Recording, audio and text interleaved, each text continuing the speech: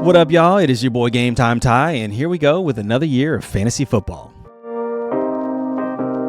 Before we get into any player rankings or analysis, I want to call out the pros and cons of playing fantasy football. And don't worry, this isn't just for new players, as every year it helps to remind ourselves of why we do it. So, let's get into it. Pros. Community. Fantasy football is a great way to make new friends and become part of a competitive, supportive community. It's also an excellent way to keep in touch with friends or family who may live in other parts of the world. Networking. This might sound crazy, but you'd be surprised who's into fantasy football. It's no secret that it's exploded in popularity over the last decade, and people from all backgrounds are getting in on it. That random auntie at a wedding who gave you a sick sleeper pick, that mechanic who asked you if you think CMC is approaching the cliff this year, or that one boss who's a diehard Ravens fan who promised to match the Office League pot if they make it to the playoffs this year. Fantasy football gives you a unique and organic way to make connections that could prove useful later on. Recognition.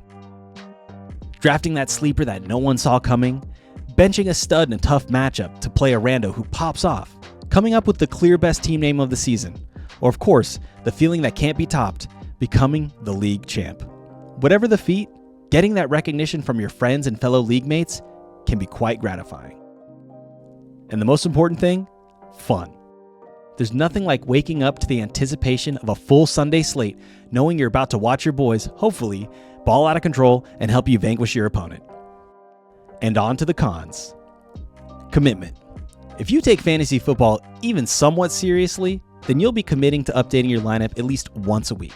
Now that may not sound like much, but for those with busier lives, even sitting down for 20 to 30 minutes a week to do the necessary research to make the best decision is a lot to ask. But that truly is the bare minimum. If you feel like that may be asking too much, but still want to take part in fantasy football, then ask your commish if you can co-manage a team with one of your league mates. I'm sure they'll go for it. Variability. Whether you're a seasoned manager or a first-timer, there's one thing that is the great equalizer in fantasy. Some call it luck, others call it the divine will of the fantasy gods. No matter the label, chance is a bigger factor in fantasy than some would like to admit. Your star QB just went down on the first play of the game. Your opponent's defense just got back-to-back pick sixes. That stud running back you picked up in the first round, he fumbled the ball once and got benched for the rest of the game, officially himself on national television. Whatever the occurrence, unforeseen anomalies happen virtually every week. Emotional and or monetary investment. I'd be lying if I said there weren't moments in fantasy football that can feel earth-shattering. A loss at the wrong time can feel like a gut punch, and depending on your record, it could even mean the end of your fantasy season.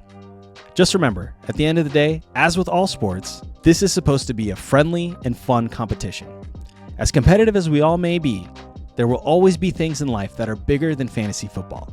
So, whether you're a first-time fantasy manager or a seasoned vet, playing fantasy football is an awesome way to make and nurture friendships, bring excitement to virtually every NFL game, and compete for the glory of winning the ultimate prize, the fantasy championship.